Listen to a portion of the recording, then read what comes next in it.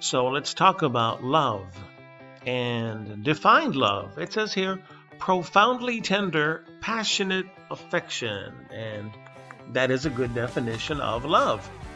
Now, generally speaking, when people think of love, they generally think of this type of love. They focus on the concept of romantic, passionate love. And this is emotion which causes intense longing for, with sexual arousal. And this is a type of love. And it does exist, and people focus on it, and movies are made about it. And let's look at some characteristics about romantic, passionate love. Generally speaking, people have blind ideals of each other, meaning they avoid the red flags, or they don't see anything wrong with their partner because of the passionate component. It is blind love, and you've heard the expression, love is blind. That's what we mean. And we get into this sacrificing anything for love component, right?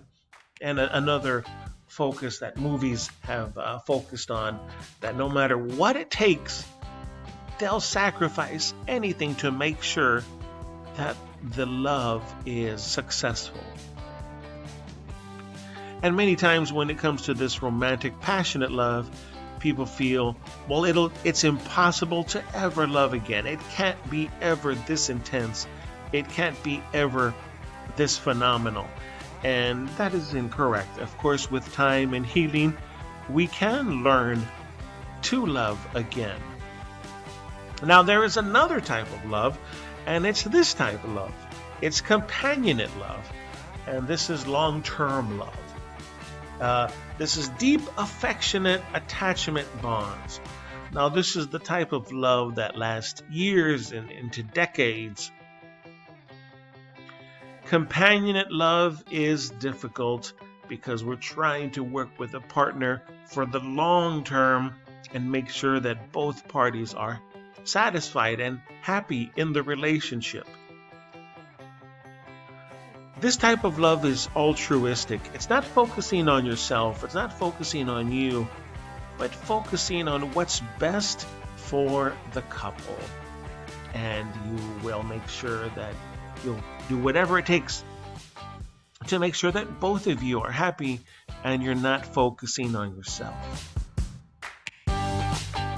The other thing to keep in mind is that romance is short-lived. The romance eventually will fade.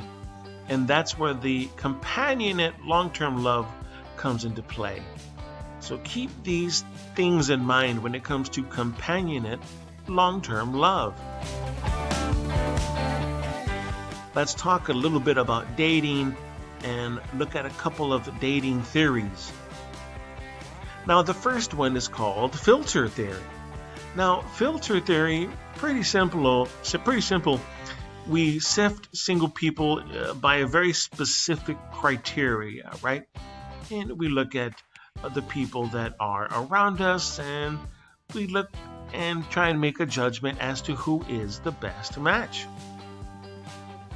We look at who is near, geographic closeness, also known as propinquity. Who do we have access to within our area that we can start a relationship with? The other thing to keep in mind is called homogamy. Do we have similar social characteristics? Because the more social characteristics you have in common, it increases happiness. There's less work, less obstacles. A similar race or religion or social class are good things to have in common with your partner. Of course, there's always exceptions. Here's Robert De Niro, and he's with his partner in an interracial relationship. Here's Mr. Frank Sinatra. He's a singer from years ago, and when he got married, he was 50, and his wife was 21. So a much older partner, a huge age gap. So yes, there are exceptions. Like in these two couples, there are exceptions. But again, the more things you have in common, the higher the odds the relationship will succeed. So what is important in a marriage? That's a good question. There's a book called Men Are From Mars and Women Are From Venus. I recommend you read it, give it a try if you're trying to make a relationship work. So what is important in a marriage? Let's look at a couple of characteristics. Are you compatible? Do you have similar personalities? Generally speaking, if you are hoping that somebody changes over time, generally speaking, people don't really change. You need to find as many compatible characteristics that you can and not bet on or bank on or hope that people will change. Another thing that's important in a marriage is don't be a martyr. Now, what is a martyr? A martyr is someone that suffers on behalf of a cause, right? And it could be for any number of things. But you can't be suffering simply to make the relationship work.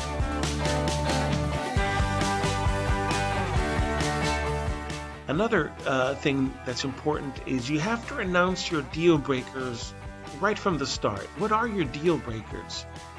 If having children is important to you, having 2 children, you need to announce that.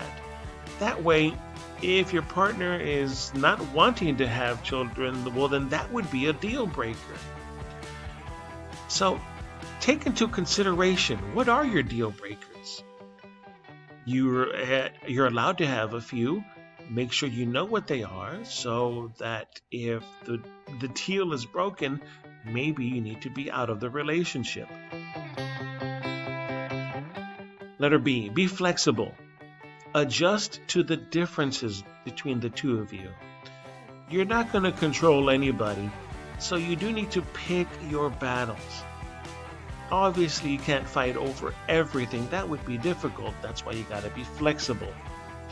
But again, you have to pick what you truly believe is important.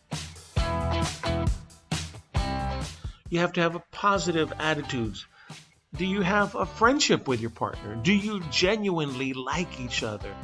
Remember, romance is going to fade, and when the romance fades, you're left with a friend, and hopefully you like that friend, and hopefully you want the best things for that friend. If you have a positive attitude towards each other, the higher the odds that the marriage will work out. So seek a true friend. Here is a singer. His name is Kenny Chesney, and he married Renee Zellweger, and they got caught up in a romance. They immediately got married. Then they decided to have their marriage annulled because they decided or they realized that they married too quickly and they got caught up in the emotion in the moment. Here's a tennis player. His name is Andre Agassi, and he was married to Brooke Shields, and she was an actress model. And they were married, however, it didn't work out. And he ended up married, Andre Agassi married another tennis pro. Her name was Steffi Graf, and they were married in 2001. They're still married to this day, and they had more things in common. They were both tennis pros, they had a passion for the sport, and they had a solid friendship before they started a relationship. So here we have examples of having a positive attitude, having a strong friendship with each other. Now let's talk about what do couples fight about. There seems to be a pattern, and you need to be aware of that pattern, and some of you may already be aware of this pattern. Money. 84% state that money creates tension, and I'm not even talking about that there isn't enough. Even when both couples make enough money, how are you going to spend it? So it isn't that, oh, there isn't enough. It's actually also, how are we going to spend the money that's coming in? Money is a big issue for fighting. Another one is housework. It says here 3/4 of the household labor is done by women.